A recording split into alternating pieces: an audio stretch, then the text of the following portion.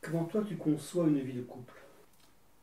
Alors c'est pas une conception, bien sûr c'est à la fois une conception, donc c'est conceptuel, donc c'est intellectuel, mais c'est aussi une tentative de le vivre, hein, une vie de couple. Et c'est idéalement, oui, idéalement, non, pas idéalement. Concrètement, pour moi, actuellement,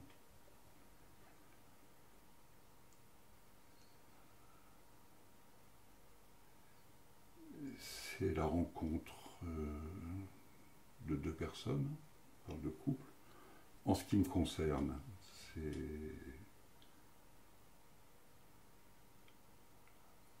une femme et un homme, une femme que j'aime, et moi qui suis un homme.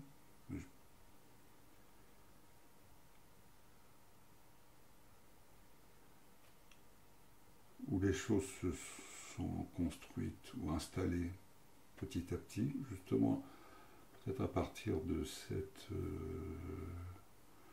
notion, je parlais tout à l'heure, d'entour, de perception, d'intuition, qu'il y a des choses qui ne sont pas forcément dites tout de suite, mais qui sont perçues, avec les marges d'erreur qu'il peut y avoir.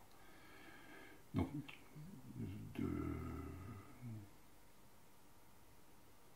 pour lui, un mot, c'est peut-être un barbarisme, je ne sais pas, complétude, je ne sais pas si ça existe, oui, le mot complétude.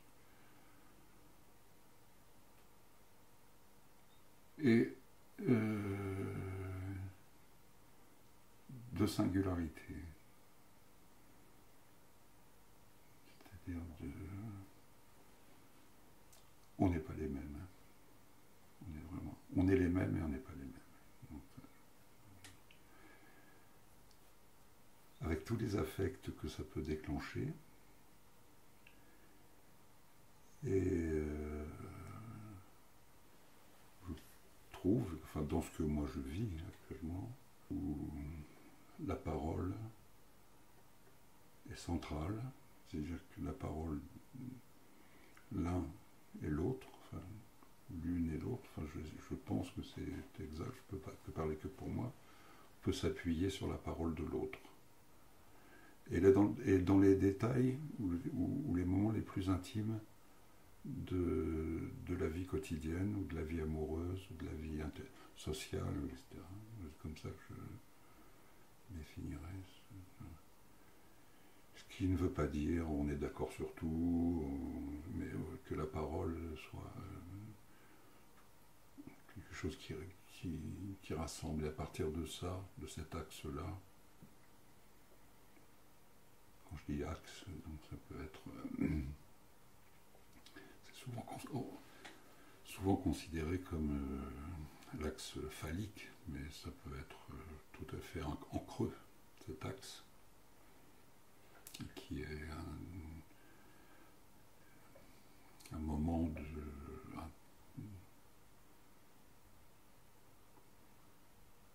où on n'est pas pareil, on est bien ensemble, avec ce que ça peut procurer. Voilà, comme ça, c'est peut-être un petit peu flou, fumeux ce que je dis, mais... Tout ce que tu viens de nous dire, ça s'applique à tes autres couples aussi, ce que tu as vécu auparavant? Non, non.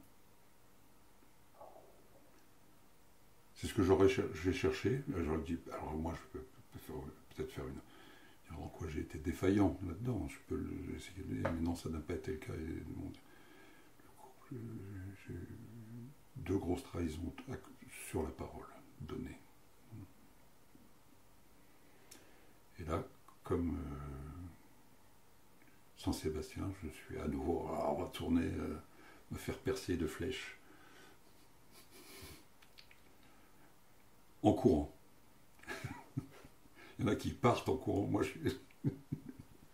j'arrive en courant. Quelle est la plus belle chose que tu aies dite ou que tu aies faite par amour? Je t'aime. Qu'est-ce que tu peux nous raconter de la sexualité? Ça commence tout petit.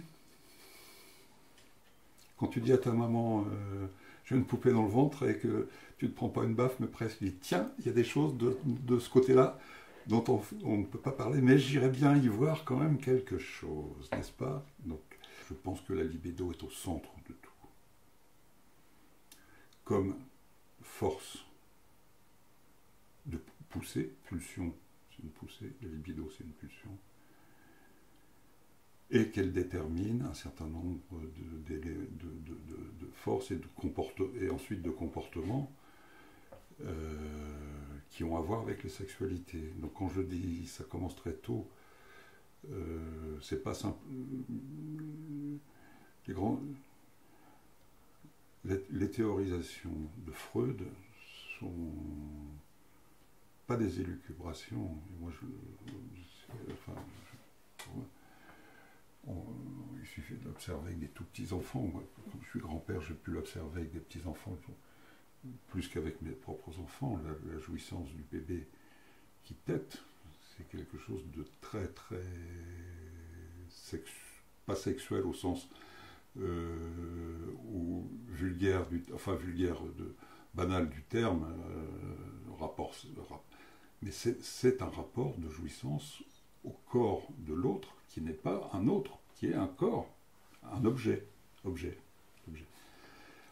Alors, la sexualité, la question c'était, qu'est-ce que tu peux nous en dire? Ce que je peux dire, c'est que c'est dans la rencontre amoureuse que, en ce qui me concerne, ma sexualité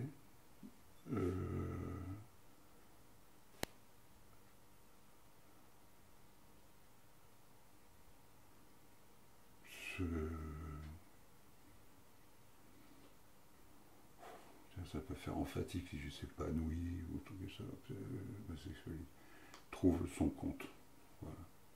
Parce que c'est dans un rapport à l'autre. C'est dans un rapport à l'autre qu'il doit concevoir, et moi je crois que je peux le concevoir, pas totalement, mais que l'autre est un objet de plaisir. Il faut l'accepter, l'inverse. Parce que ça, je fais la formation et quand je l'annonce, les gens, et je suis étonné que les garçons, les hommes, ont du mal à accepter, mais que les femmes, d'une façon pas crue, mais d'une façon assez directe, sur la question de la jouissance, ils disent oui, quand on jouit, on est seul. La jouissance est quelque chose de... Alors les mecs, non, comme si c'était eux qui faisaient jouer leur partenaire. Ils peuvent jouer en même temps, simultanément. Donc pour que tout ça puisse s'établir au mieux, il me semble que, là encore, c'est la parole, l'échange et l'amour.